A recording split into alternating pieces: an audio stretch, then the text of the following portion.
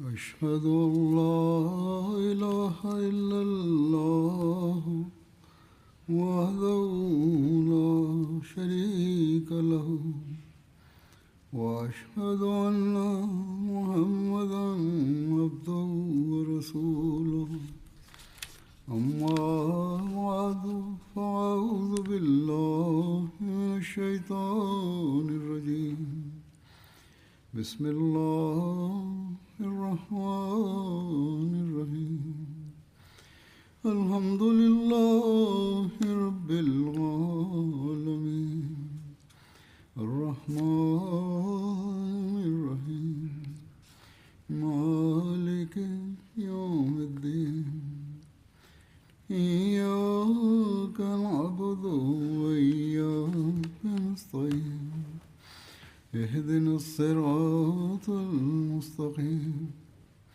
صراط الذين أنعمت عليهم غير المغضوب عليهم ولا الضالين.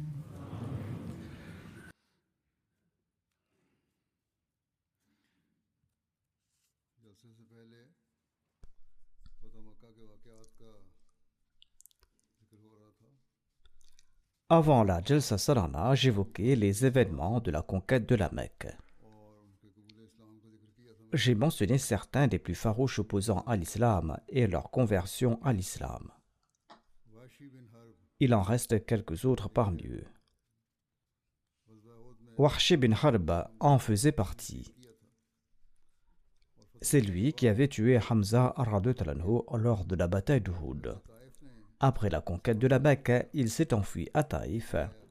Lorsque les habitants de Taïf se sont convertis à l'islam, il s'est rendu, lui aussi, à la Mecque et il s'est converti à l'islam. Le récit de Bukhari mentionne la conversion de Wahshi à l'islam, comme suit en ses propres mots. Wahshi a déclaré « Je suis resté à la Mecque jusqu'à ce que l'islam s'y propage. Ensuite, je suis parti pour Taïf. Les gens ont envoyé des émissaires au saint prophète Mohammed sallallahu alayhi wa sallam. Et on m'a informé que le saint prophète Mohammed lui ne s'en prenait pas aux émissaires. Wahshi a déclaré « Je suis parti avec eux jusqu'à ce que j'arrive auprès du messager d'Allah sallallahu alayhi wa sallam. Lorsque l'envoyé d'Allah m'a vu, il m'a demandé « Es-tu Wahshi ?» J'ai répondu « Oui ». Le saint prophète sallallahu alayhi wa sallam a demandé « As-tu tué Hamza ?» J'ai répondu « Ce que vous avez entendu est bien vrai ». Le saint prophète Mohammed lui a dit « Est-il possible pour toi de me cacher ton visage ?» Wahshi déclare « Après cela, je suis parti de là. » C'est-à-dire que l'envoyé d'Allah sallallahu alayhi wa sallam voulait dire « Ne me montre pas ton visage pour que je n'ai pas à y repenser. » Ensuite, lorsque le messager d'Allah sallallahu alayhi wa sallam est décédé et que Musaylima le menteur s'est rebellé, Wahshi déclare que « Je me suis dit que j'irais certainement affronter Musaylima afin de le tuer. Et par ce moyen, je pourrais me racheter d'avoir tué Hamza. » Wahshi a déclaré « Je suis parti avec les gens. » Ensuite, ce qui devait arriver est arrivé, c'est-à-dire Musaylima a été tué. Il a déclaré « J'ai vu un homme debout dans une brèche du mur. Il ressemblait à un chameau de couleur blé. Ses cheveux étaient en désordre. Il s'agissait de Musaylima le menteur qui se tenait là. C'est lui qui l'a vu. » Wahshi a déclaré « Je l'ai frappé avec ma lance. » Et je l'ai frappé et je l'ai touché au milieu de la poitrine, et la lance est sortie entre ses deux épaules. Un homme des Ansar s'est précipité vers lui et l'a frappé à la tête avec son épée. C'est ainsi que Musaylima a été tué. De même, il y avait Sarah, une esclave d'Amr bin Hashim. Elle était une chanceuse. Avant la conquête de la Mecque, elle était venue voir le saint prophète Mohammed lui et il lui a demandé quelque chose. Et elle s'est plainte de sa pauvreté. Le saint prophète Mohammed paix soit sur lui a déclaré: Qu'est-il advenu de tes talents en deux chanteuses, toi qui chantais beaucoup et toi qui gagnais de l'argent? Elle a répondu que depuis que les chefs des polythéistes ont été tués à la bataille de Badr, ils ont cessé d'écouter les chansons.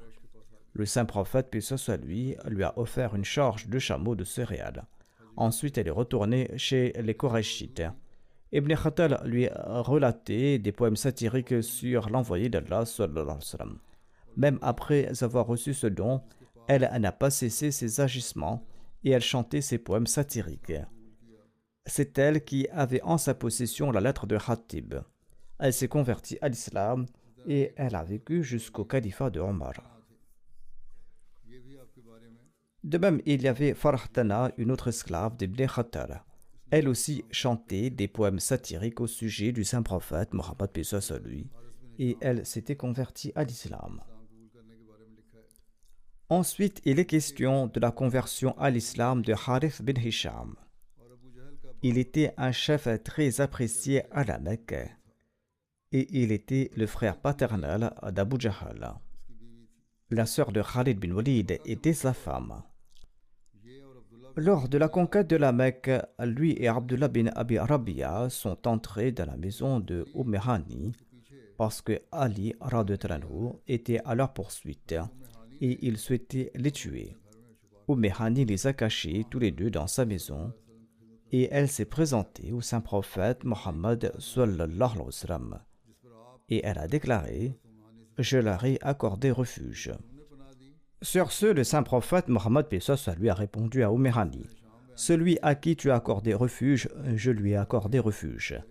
Harith bin Hisham relate: Nous sommes restés 2 jours dans cette maison, ensuite nous sommes retournés chez nous. Nous étions assis dans la cour, personne ne nous a dérangés. Nous n'avions peur que d'Umar.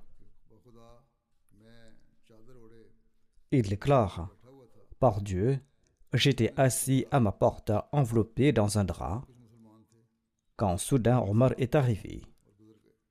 Il était accompagné de quelques musulmans, il a salué et il est passé. Il raconte que j'avais honte que le messager d'Allah sallallahu alayhi wa sallam ne me voie. Car le saint prophète Mohammed paix soit sur lui m'avait vu partout en compagnie des polythéistes.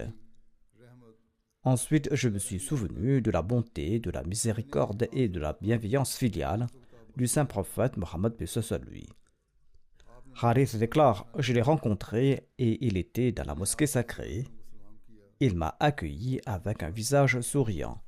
J'ai salué l'envoyé d'Allah sallallahu alayhi wa sallam et j'ai prononcé la profession de foi. Le saint prophète a déclaré: Toutes les louanges sont à Allah qui t'a guidé. Comment une personne comme toi pouvait-elle rester éloignée de l'islam?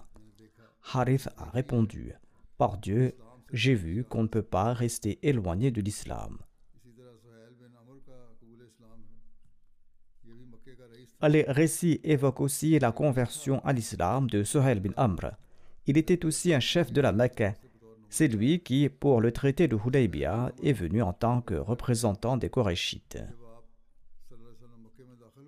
Suhail bin Amr relate: Lorsque l'envoyé d'Allah sallallahu alayhi wa sallam est entré à la Mecque et lorsqu'il a conquis la Mecque, je suis entré chez moi dans ma maison. J'ai fermé la porte. J'ai envoyé mon fils Abdullah auprès de l'envoyé d'Allah sallallahu alayhi wa sallam pour qu'il demande à l'envoyé d'Allah sallallahu alayhi wa sallam de m'accorder sa protection. En effet, j'avais peur d'être tué. Abdullah s'est présenté à l'envoyé d'Allah sallallahu alayhi wa sallam et il a déclaré: Ô messager d'Allah sallallahu alayhi wa sallam, mon père vous demande l'aman, c'est-à-dire la protection. Les habitants de la Mecque avaient déjà reçu une amnistie générale et la garantie de leur sécurité. En fait, Suhail bin Amr faisait partie des chefs de la mécréance et ils avaient été des opposants si virulents qu'ils n'étaient pas rassurés. Ils ne pouvaient pas imaginer qu'ils seraient en sécurité. Selon leur mentalité de l'époque de l'ignorance, une peur persistante les habitait et ils craignaient qu'on l'on se venge d'eux. C'est pourquoi Suhail a envoyé son fils de nouveau auprès du saint prophète Mohammed paix soit sur lui. Le saint prophète paix soit sur lui a dit: C'est bien, il est en sécurité sous la protection d'Allah, qu'il se présente, c'est-à-dire qu'il puisse se déplacer librement. Le saint prophète Mohammed lui a dit aux compagnons assis autour de lui: celui d'entre vous qui rencontre Suhail, qu'il ne le regarde pas durement. Un homme de sagesse et d'honneur comme Suhail ne peut pas rester longtemps éloigné de l'islam. Il a compris que la voie qu'il suivait ne lui était d'aucun profit. Abdullah est allé voir son père et lui a rapporté les paroles du messager d'Allah sallallahu alayhi wa sallam. Suhail a déclaré: par Dieu, il était bienveillant dans son enfance comme il l'est à l'âge adulte. Par la suite, Suhail se déplaçait librement. Et lors de la bataille de Hunayn, il a rejoint l'envoyé d'Allah sallallahu alayhi wa sallam alors qu'il était encore polythéiste.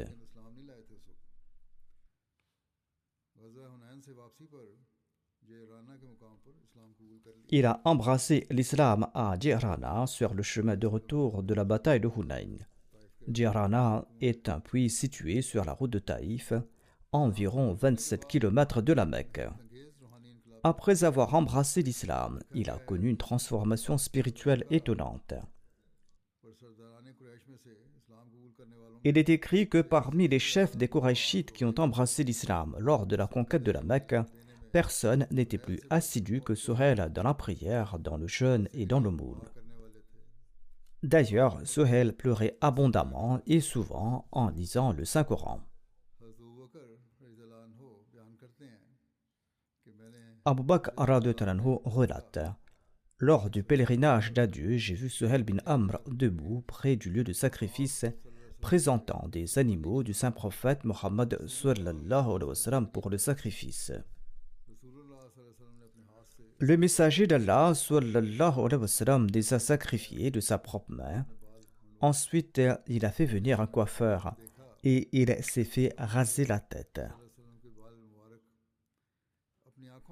J'ai vu Suhail prendre les cheveux bénis du saint prophète Mohammed sallallahu alayhi wa sallam et les porter à ses yeux.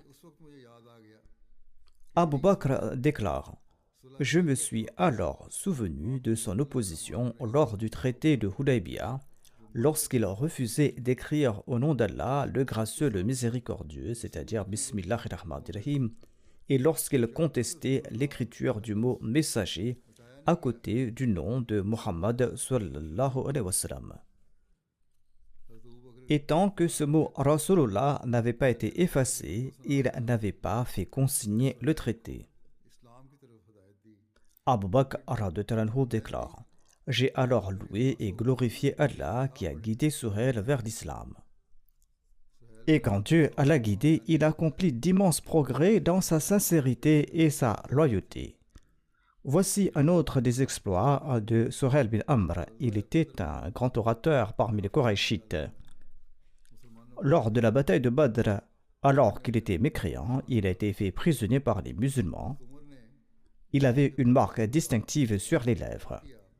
À cette occasion, Omar a suggéré au saint prophète Mohammed lui de lui arracher les 2 dents de devant, là où il avait sa marque. Ainsi, il ne pourra plus jamais se lever pour prononcer des discours contre vous, a dit Omar au saint prophète Mohammed sallallahu alayhi wa sallam. C'est-à-dire enlever ses dents et il ne pourra pas parler. Le saint prophète lui a répondu: laisse-le, Omar. Il se peut qu'un jour il se tienne dans une position que tu le loueras. Omar donc souhaitait le punir. Le saint prophète Mohammed sallallahu alayhi wa sallam a déclaré non. Ne lui dis rien. Un moment viendra quand il se tiendra dans une position où tu le loueras. Il va prononcer de telles paroles que tu vas le louer. Ce moment est arrivé après le décès du saint prophète Mohammed sallallahu alayhi wa sallam. Les habitants de la Mecque ont chancelé de leur foi après son décès. Les Qurayshites ont vu les gens de la Mecque apostasier. Et Artab bin Asid Umawi, qui avait été nommé gouverneur de la Mecque par le saint prophète Mohammed lui, s'était caché en raison de la gravité de la situation. C'est alors que Suhail bin Amr s'est levé et dans un discours, il a déclaré: au peuple des Qurayshites: ne soyez pas les derniers à embrasser l'islam et les premiers à l'abandonner. Par Dieu, cette religion se répandra, tout comme le soleil et la lune s'étendent du moment de leur lever jusqu'au coucher. Il a ensuite prononcé un long discours.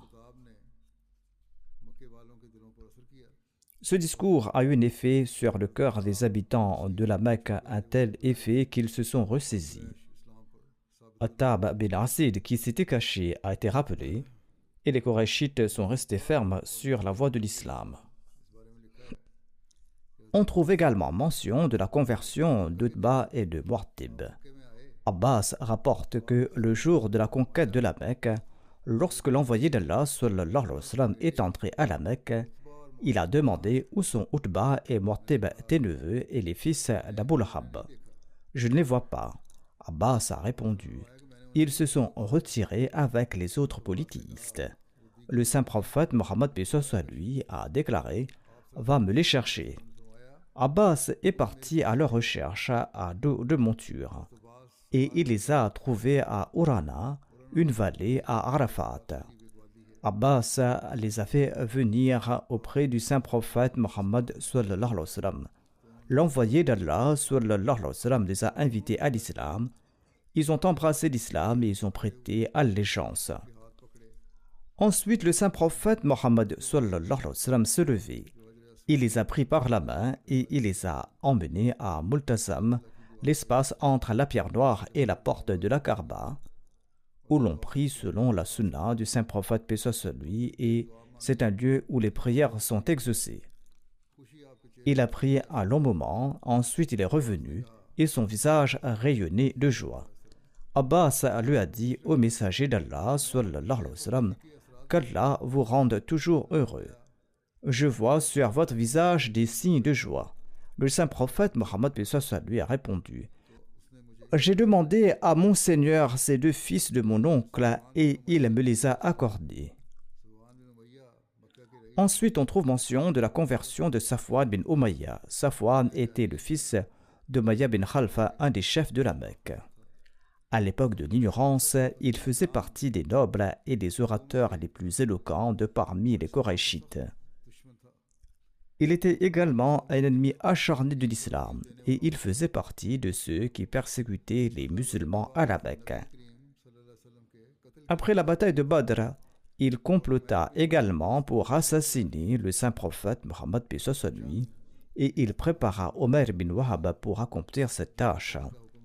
Bien que son nom ne figurât pas parmi ceux dont l'exécution avait été ordonnée lors de la conquête de la Mecque, il avait lui-même fui la Mecque par peur d'être tué et il s'est dirigé vers la mer Rouge à Jeddah. Son ami Omar bin Wahab, qui s'était déjà converti à l'islam, s'inquiétait à propos de sa personne. C'était ce même Omar que Safwan avait autrefois envoyé à Médine pour assassiner le saint prophète Mohammed sallallahu alayhi wa sallam, en lui promettant de prendre en charge sa famille et ses dettes. Mais lorsque Omar était arrivé à Médine, le saint prophète Mohammed sallallahu alayhi wa sallam, qui connaissait son plan par révélation divine, lui avait exposé son complot. Et face à ce miracle, Omar s'est converti sur le champ à l'islam. Ainsi désireux et soucieux de sauver son ami, Omar s'est rendu auprès du saint prophète Mohammed sallallahu alayhi wa sallam, et il a dit au saint prophète: ô messager d'Allah sallallahu alayhi wa sallam, Safwan est le chef de mon peuple et il a pris la fuite parce qu'il a peur de vous. Accordez-lui votre protection. Le saint prophète Mohammed sallallahu alayhi wa sallam a répondu: il est en sécurité. Omar demanda alors un signe de cette protection.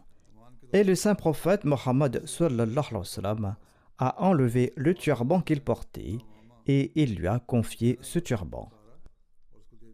Omer est parti en hâte et il a rejoint Safwan juste au moment où il s'apprêtait à monter à bord d'un navire.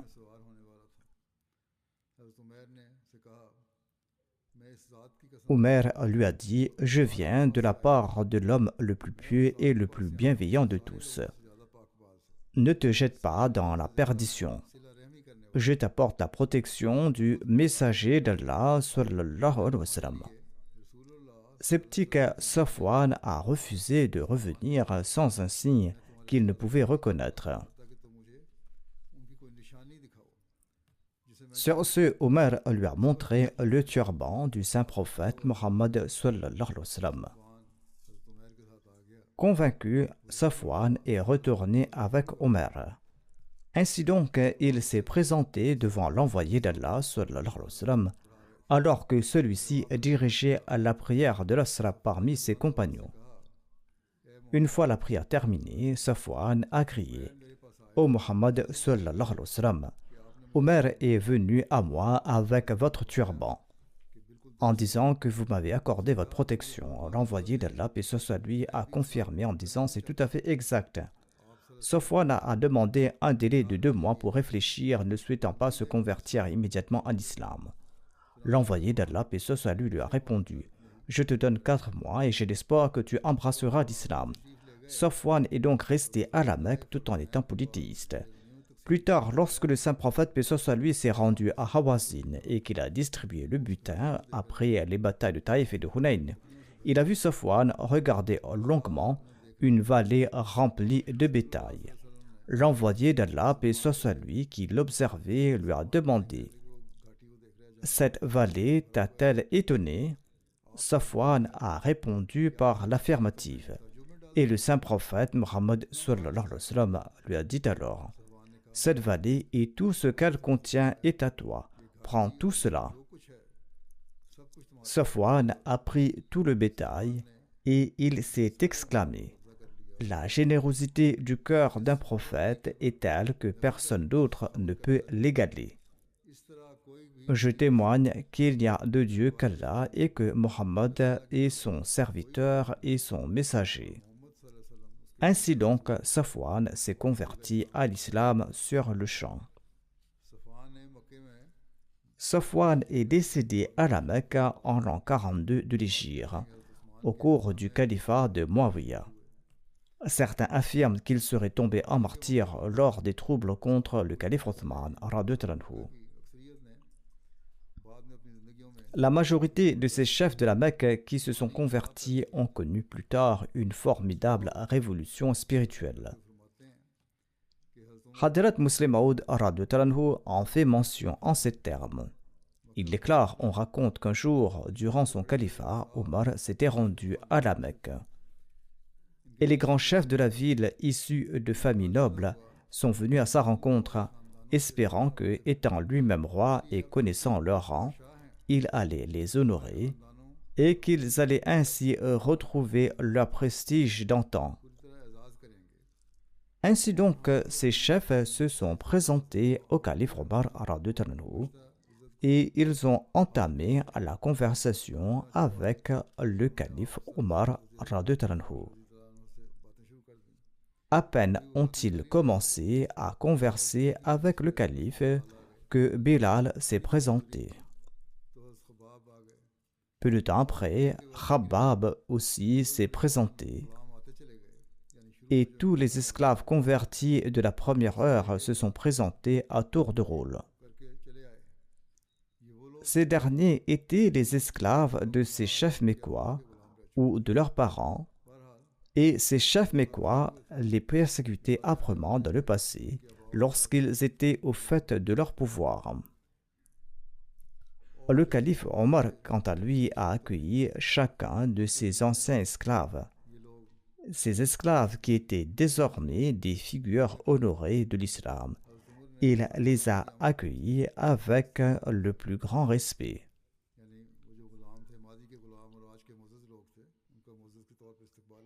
C'est-à-dire ceux qui étaient des anciens esclaves et qui étaient maintenant des figures honorées de l'islam, eh bien, Omar les a accueillis avec le plus grand respect.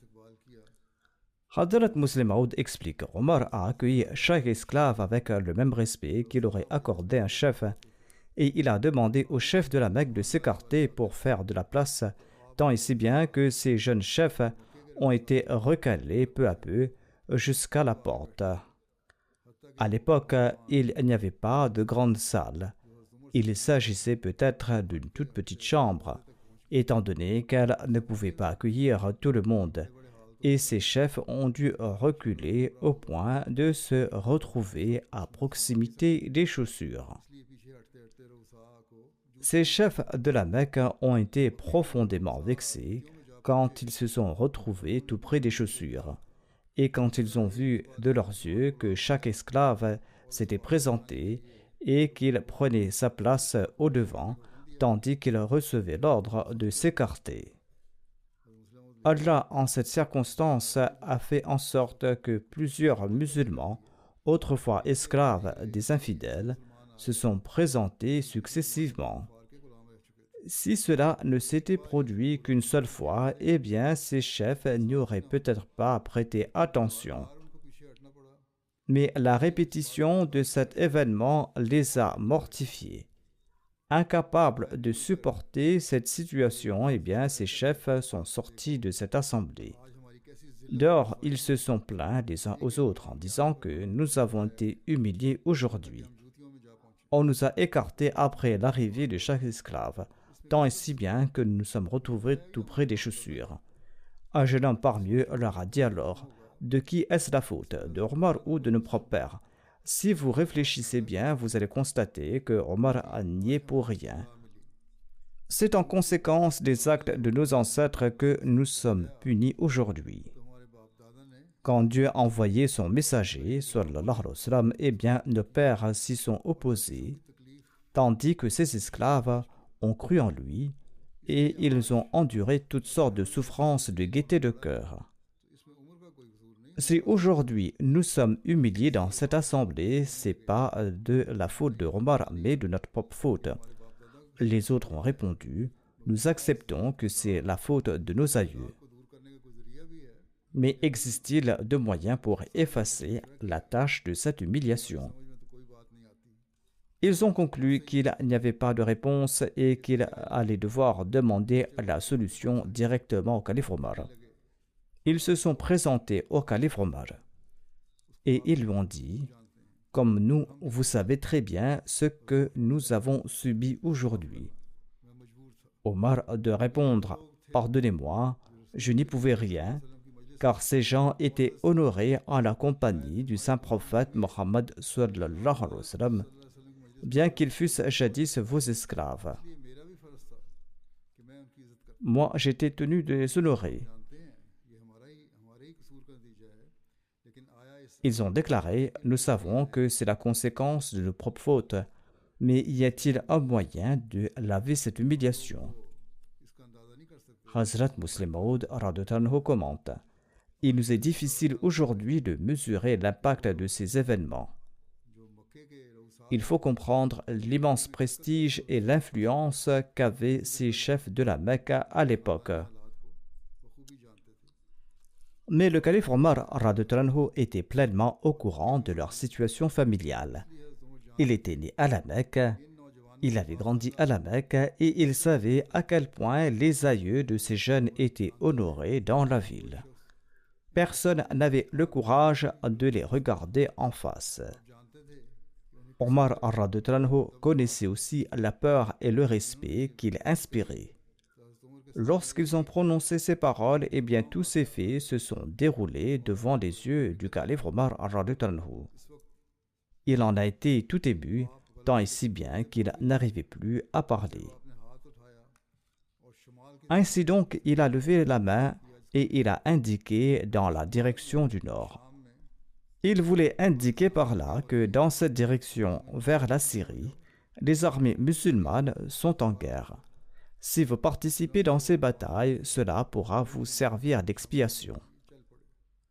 Ainsi donc, les fils de ces chefs sont partis et se sont joints à la bataille. L'histoire nous apprend qu'aucun de ces nobles n'est revenu vivant. Ils sont tous tombés au combat en martyrs, lavant ainsi de leur sang la honte qui pesait sur leur famille.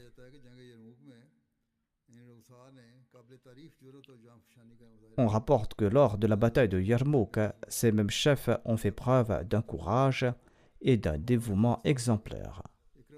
Hadrat Muslim Maud relate, après la bataille, les musulmans ont cherché en particulier Ikrama et ses compagnons, et ils ont trouvé 12 d'entre eux qui gisaient grièvement, parmi lesquels il y avait Ikrama.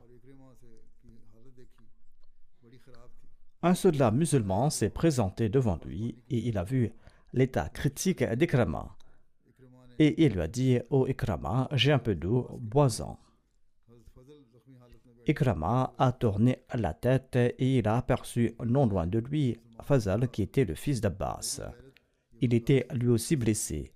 Ikrama a dit au soldat musulman: « Mon honneur ne me permet pas de boire tandis que meurent ceux qui ont aidé le messager d'Allah sallallahu alayhi wa sallam, à l'époque où j'étais son pire ennemi. » Ainsi donc, il était animé par cette nouvelle passion pour le sacrifice mutuel.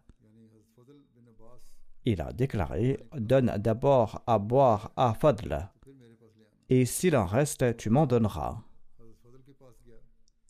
Ainsi donc, ce soldat musulman s'est tourné vers Fadl, qui a indiqué vers l'autre blessé, en disant: « Donne-lui à boire en premier, il en mérite davantage. » Il est parti vers ce troisième blessé qui a indiqué vers l'autre, en disant qu'il mérite davantage de cette eau que moi. Ainsi donc, à chaque soldat blessé qu'il se présentait, le blessé l'envoyait vers l'autre et personne n'en buvait. Et lorsqu'il est arrivé au dernier, celui-ci était déjà mort. Et il est retourné auprès de chacun de ses soldats, mais ils étaient déjà morts, incluant Ikrama. Le saint prophète Mohammed sallallahu alayhi wa sallam a désigné et a envoyé des détachements pour inviter Allah et pour la destruction de certaines grandes idoles. On trouve mention de cela comme suit. Après la conquête de la Mecque, l'envoyé d'Allah sallallahu alayhi wa sallam a envoyé des détachements vers différents endroits. Fondamentalement, ils n'étaient pas destinés à la guerre et au combat. Leur but était de transmettre le message de l'appel à Allah et de détruire les idoles installées en certains lieux qui constituaient un obstacle à la fois en l'unicité de Dieu, dont une peur imaginaire et artificielle s'était emparée des cœurs des gens et dont cette conception était un obstacle à la fois en un Dieu unique. La majorité des Arabes avaient une grande vénération pour 3 grandes idoles ou déesses. Leurs noms sont Allat, Manat et Al-Uzza. Lat est une déesse qui se trouvait à Taïf. Elle était vénérée et respectée dans toute l'Arabie. Les gens juraient par son nom et lui offraient des sacrifices. Amr bin Luhay était considéré comme le fondateur de l'idolâtrie chez les Arabes. Il avait fait croire aux gens que Dieu nous en préserve, passait l'hiver à Taïf près de Lat et qu'il passait l'été tout près d'Al-Uzza. Manat était la plus ancienne idole des Arabes. Elle se trouvait à Qudayd, au bord de la mer entre la Mecque et Médine. Les Arabes la vénéraient et faisaient des sacrifices en son nom. Les Aws et les Khazraj la vénéraient particulièrement, au point de se mettre en état de sacralisation ou d'ihram au nom de Manat. En raison de son prestige et de sa vénération, il ne faisait pas non plus le saï entre Safa et Marwa. Lorsqu'ils effectuaient le pèlerinage, ils ne se rasaient pas la tête, mais revenaient près de Manat et se rasaient la tête ici, et y séjournaient et ne considéraient pas leur pèlerinage complet sans cela. Al-Uzza était la plus grande idole des Koraïchites installée tout près de Nakhla. Ils lui avaient également construit un autel où ils offraient leurs sacrifices. Ils donnaient à leurs enfants les noms de ces idoles et juraient par elles. Amr bin Luhay, qui était considéré comme le fondateur de l'idolâtrie chez les Arabes, avait si profondément enraciné de fausses idées sur ces idoles dans le cœur des gens qu'il les craignait beaucoup et les respectait énormément, comme je l'ai mentionné auparavant. Il pensait qu'Allah, que Dieu nous en préserve, à passer les différentes saisons avec ces idoles. Quoi qu'il en soit, de telles conceptions ont tellement ancré la grandeur d'Al-Uzza dans l'esprit des gens que tout comme on apportait des offrandes et des présents à la Kaaba, on a commencé à les apporter à Al-Uzza. C'est cette même idole qu'Abu Sufyan a mentionnée lors de la bataille d'Uhud. Lorsque, lors de sa joie de la victoire, il avait déclaré que « Nous avons Al-Uzza et vous n'avez pas d'Uzza ». En général, les Arabes vénéraient ces trois idoles, mais Uzza était spécifique aux Korachites. L'idole Lat était spécifique aux Banu Thaqif et Manat, aux Aus et aux Khazraj. Selon la conception des Arabes, ces trois-là étaient féminins, c'est-à-dire c'étaient des déesses. Le Saint-Coran les a mentionnés en disant أفرأيتم اللات والعزى ومناة الثالثة الأخرى ألكم الذكر وله الأنثى تلك إذن قسمة ضيزى إن هي إلا أسماء سميتموها أنتم وآباؤكم ما أنزل الله بها من سلطان إن يتبعون إلا الظن وما تهوى الأنفس وَلَقَدْ جَاءَهُمْ مِنْ رَبِّهِمُ الْهُدَى. Alors avez-vous vu vos divinités Lat et Uzza et Manat la troisième? Comment pour vous les mâles et pour lui les femelles? En vérité, cela est un partage inéquitable. Ce sont là que des noms que vous avez inventés, vous et vos ancêtres. C'est pourquoi Allah n'a fait descendre aucune autorité. Ils ne suivent que la conjecture et ce que leur âme désire alors que la direction leur est déjà venue de la part de leur Seigneur. Quoi qu'il en soit, comme mentionné, immédiatement après la conquête de la Mecque, le saint prophète Mohammed lui a ordonné la destruction de ces lieux abritant ces idoles, afin que la peur et l'idée de leur grandeur supposée disparaissent des cœurs des gens. Cette sage décision s'avéra très bénéfique, car leur destruction a effacé la fausse peur et le respect qu'ils inspiraient dans les cœurs des gens. Ils ont commencé à croire que seul le concept du Dieu unique présenté par le saint prophète Mohammed lui était correct. Comment ces idoles ont-elles été abattues? Comment ces lieux ont été démolis? Quelles ont été les réactions? Est-ce qu'il y a eu de l'opposition ou pas au début? J'évoquerai cela plus tard, Inch'Allah. Après la prière, je vais diriger également la prière funéraire de deux personnes en l'absence de leur dépouille. Le premier hommage est celui de Chaudhry Abdul Ghafoor Sahib, fils de Chaudhry Ghulam Qadir Sahib, de Jamshoro Hyderabad. Il est décédé récemment à l'âge de 92 ans. Inna lillahi wa inna ilayhi raji'un. Le défunt appartenait à une famille de propriétaires terriens. Ils avaient quitté Bagurakot pour Côte Ahmadiyya au début des années 1900. En raison de l'amour de son père pour la communauté, pour le califat, le père du défunt l'avait envoyé à Qadian en 1942 pour une éducation religieuse et laïque de haut niveau. Là-bas, Chaudhry Sahib a étudié jusqu'à l'émigration au Pakistan. Et là-bas, il a bénéficié de la bonne compagnie des aînés de la communauté et des compagnons du Messie premier d'Islam. Après cette arrivée ici, Chaudhry Ghafoor Sahib a poursuivi ses études restantes à Chignod et Arabwa. Ensuite, il a obtenu un diplôme d'ingénieur mécanique à Karachi et il a pris sa retraite en 1993. Après cela, il a dédié sa vie. Il a eu l'occasion de servir dans un projet en Ouganda pendant 2 ans. Il était un courageux et valeureux fils de l'Ahmadiyya. Il avait un grand cœur et se dévouait au service de la création. Il répondait aux besoins financiers de tous sans distinction. Il était toujours prêt à faire des sacrifices financiers. Il a servi en tant que caïd régional et il a rendu des services remarquables au sein de l'Ansarullah également. Il a servi comme secrétaire aux affaires publiques de la Jamaat de Hyderabad pendant longtemps. Il a été nommé par feu le quatrième calife comme émir des districts de Nawab Shah et de Noshora Feroz, une fonction qu'il a remplie avec beaucoup de diligence. Il était moussi, il laisse derrière lui 3 fils et 5 filles. L'une de ses filles, Humayra Sahiba, raconte qu'il considérait le service à l'humanité comme son solde bancaire et un moyen certain pour obtenir le plaisir d'Allah. Et il a satisfait les besoins d'innombrables Ahmadis et non-Ahmadis. Sans distinction, il prenait soin des besoins financiers, des voyageurs, des malades, des nécessiteux, et il leur offrait de grosses sommes. L'esprit de sacrifice financier pour la cause de la Jamaat était également prédominant chez lui.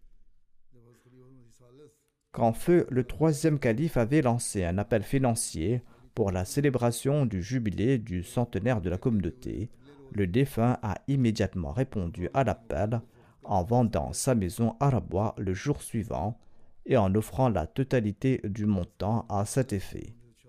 En 1966, quand le troisième calife a effectué une tournée dans le Sindh après son élection comme calife, il avait également visité la maison du défunt à Hyderabad, à Côte Ahmadiyya. En 1981, lorsque la construction du Qasr-e Khilafat était en cours à Rabwa, l'État pakistanais avait proposé au défunt de partir en Afrique pour un projet, et cela était une excellente opportunité pour lui.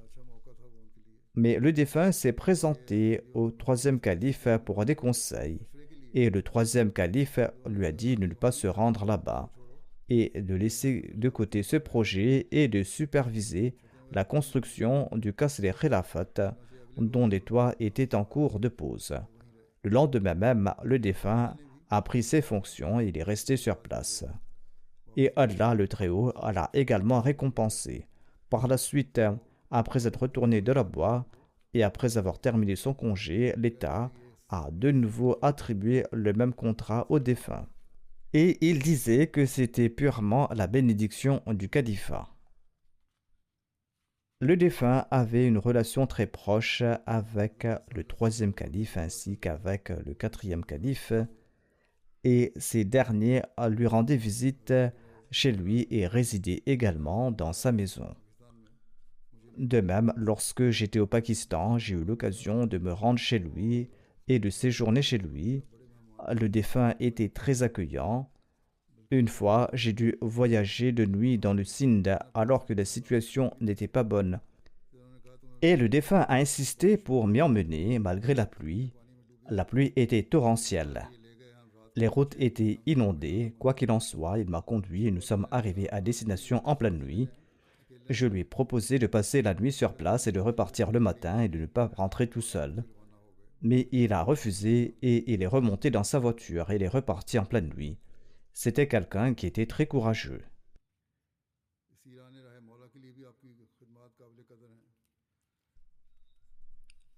Ses services pour les prisonniers d'Allah sont également remarquables. Il se rendait dans les prisons, contactait l'administration et s'arrangeait pour fournir des commodités aux prisonniers Ahmadis. Il était empli d'un profond sentiment de service envers l'humanité.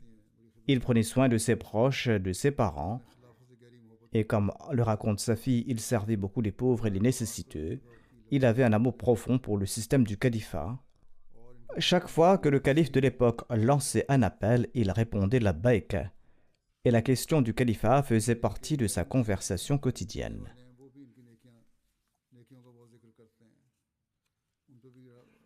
Même ceux de ses connaissances qui n'étaient pas Ahmadis parlaient beaucoup de ses bonnes œuvres, et il avait laissé une bonne impression sur eux. Son cercle d'amis était très vaste, et le défunt était reconnu partout comme un Ahmadi. Il avait de bonnes relations avec les fonctionnaires de l'État et avec les grandes familles politiques dans la région du Sindh. Et il leur offrait souvent un exemplaire du Saint-Coran publié par la Jamaat, et il présentait ouvertement la Jamaat. Et si possible, il faisait venir ces gens à Rabwa.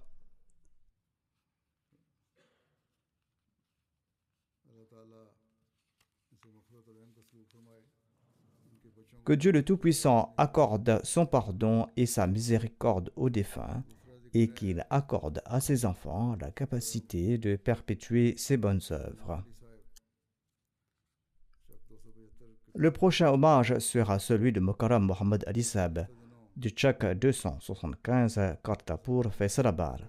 Il est décédé récemment à l'âge de 70 ans. Inna lillahi wa inna ilayhi raji'un. Par la grâce d'Allah, il était moussi. Il avait également 3 fils et 5 filles. Un de ses fils est missionnaire de la Jamaat à Lusaka, en Zambie. Il était venu ici pour participer à la Jalsa Salana du Royaume-Uni. Il n'a pas pu assister aux funérailles de son père. Le fils du défunt, le missionnaire Tahir Ahmad Saifi, relate que l'Ahmadiyya a été introduit dans la famille de son père au début du règne du deuxième calife, lorsque son grand-père Moussa Saheb a embrassé l'Ahmadiyya et a rejoint l'Ahmadiyya. Le défunt était assidu dans la prière, dans le jeûne et pratiquait la prière de Tahajjud. Il était joyeux, taciturne, sociable. Il était plein de zèle pour le service à l'humanité et il accueillait tout le monde. Il était bon et sincère. Il avait un amour profond pour le califat. Avant d'entreprendre chaque entreprise, il écrivait une lettre au calife pour lui solliciter ses prières. Il participait discrètement aux affaires de la Jamaat et aux affaires religieuses et dans la mesure du possible, il contribuait financièrement selon ses moyens. Lorsque la MTA a été lancée la toute première fois, il n'avait pas de télévision chez lui à la maison. Et dès que la MTA a été lancée, il a immédiatement acheté une télévision pour pouvoir écouter directement la voix du calife. Son fils relate que « Je ne me souviens d'aucun plan lancé par le calife de l'époque auquel mon père n'a pas participé activement. » Le défunt était également très affectueux envers les non-Ahmadis. Là où il travaillait à l'usine, il a fait embaucher de nombreux non-Ahmadis. Mais comme c'est souvent le cas, certains non-Ahmadis n'ont pas de reconnaissance, et ce malgré le fait qu'il leur a fait. Certaines de ces personnes ont écouté les commérages et se sont plaints au propriétaire de l'usine, insistant pour que le défunt soit renvoyé. Quoi qu'il en soit, le défunt a été renvoyé, mais il n'a pas fait de bruit. Il a présenté sa plainte à Allah le Tout-Puissant et après un certain temps, le propriétaire de l'usine l'a appelé et l'a réintégré au même poste. Mais le défunt s'est comporté avec gentillesse même envers ceux qui s'étaient mal conduits avec lui et il a continué à travailler avec eux. Ainsi donc, sa conduite en général était plus efficace que la prédication et c'est grâce à sa bonne conduite que 8 personnes de la ville de Faisalabad ont embrassé l'Ahmadiyya par la suite. Qu'Allah le Tout-Puissant lui accorde son pardon et sa miséricorde, et qu'Allah accorde à ses enfants la capacité de perpétuer ses bonnes œuvres.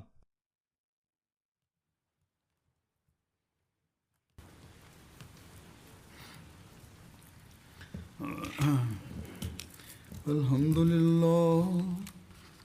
لله نحمده ونستعينه ونستغفره ونؤمن به ونتوكل عليه ونعوذ بالله من شرور أنفسنا ومن سيئات أعمالنا من يهده الله فلا مضل له ومن يضلل فلا هادي له ونشهد أن لا إله إلا الله ونشهد أن محمدا عبده ورسوله عباد الله رحمكم الله إن الله يأمر بالعدل والإحسان وإيتاء ذي القربى وينهى عن الفحشاء والمنكر والبغي يعظكم لعلكم تذكرون اذكروا الله يذكركم وادعوه يستجب لكم ولذكر الله أكبر